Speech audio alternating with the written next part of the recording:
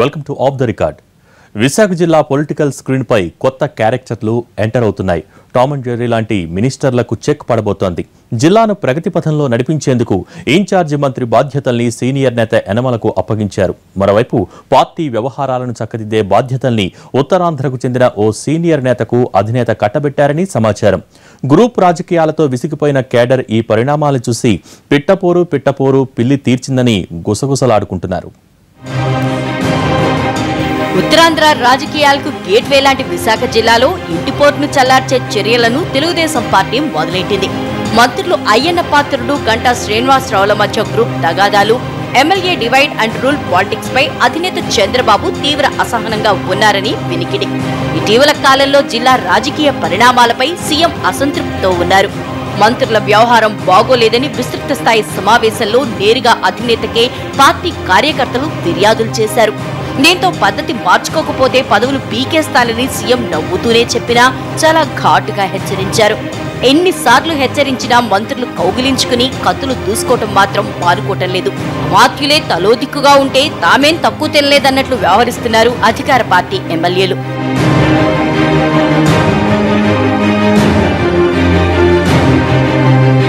విశాఖ జిల్లాలో ఎమ్మెల్యేలు, ఉన్నతాధికారుల మధ్య గ్యాప్ పెరుగుతున్న విషయం అధినేత దృష్టికి కూడా వెళ్లింది. ఇటీవల ఎలమంచిలి ఎమ్మెల్యే పంచకర్ల రమేష్ బాబు, ఎస్పీ ప్రవీణ్ల మధ్య కోల్డ్ వార్ నడిచింది. సౌత్ ఎమ్మెల్యే, జీవీఎంసీ కమిషనర్ల మధ్య సెల్లా రగడ తారాస్థాయికి వెళ్లింది. ఇక తమ సిఫార్సులు చెల్లడం లేదనో, జీ హుజూర్ అనడం లేదనో, కారణం ఏదైనా జిల్లాలో అధికారులు, ఎమ్మెల్యేల మధ్య సమన్వయ లోపం కొరవడిన విషయం ప్రజల్లో చర్చనీయాంశమైంది. ఈ నేపథ్యంలోనే ఎమ్మెల్యేలంతా ప్రెస్ మీట్ పెట్టి మరీ ఇప్పటివరకు జిల్లాలో జరిగిన పరిణామాలన్నీ టీ కప్పులో తుఫాన్ లాంటివని సర్ది చెప్పుకోవడం ద్వారా డ్యామేజ్ కంట్రోల్ కు ప్రయత్నించారు.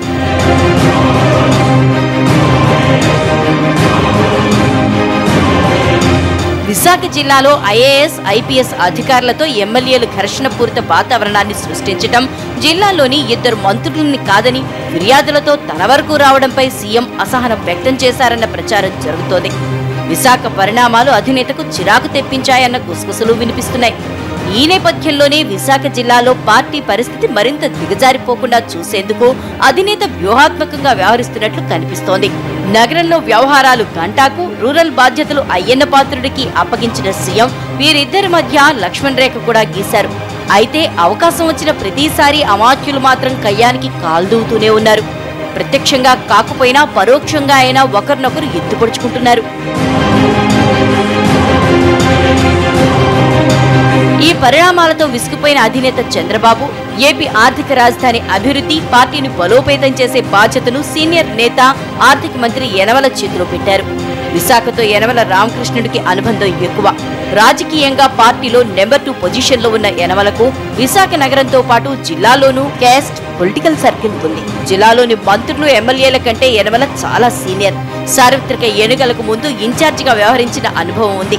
పైగా పొరుగునే ఉన్న తూర్పుగోదావరి జిల్లాకు చెందిన వ్యక్తి కావడంతో యనమల విశాఖ కార్యకర్తల నుంచి ద్వితీయ శ్రేణి నాయకుల దాకా అందరికీ సుపరిచితమే.